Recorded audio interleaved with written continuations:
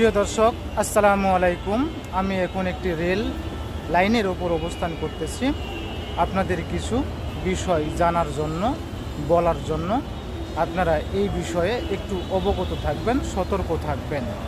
প্রিয় দর্শক, আপনারা দেখতে পাচ্ছেন রেল লাইনের এই ফাঁকটি হচ্ছে কম্পিউটার দ্বারা এটি নিয়ন্ত্রণ করা হয়। যখন এটি একটি ক্রসিং লাইন, এই আপনারা দেখতে পাচ্ছেন এখানে রেল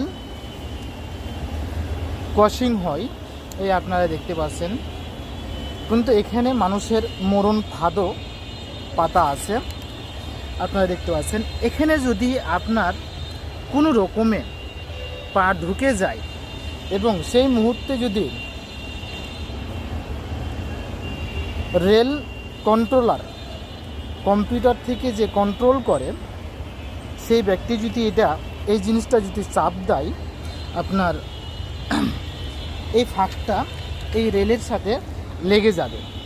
আর যখন লেগে যাবে তখন এখানে কোনো ফাঁক থাকবে না। তখন আপনার পাটা যদি এই রেলের ফাঁকে যদি আটকে যায় আর ছাড়ানোর বুদ্ধি নাই, আপনার নিশ্চিত জীবন চলে যাবে এই রেল লাইন থেকে।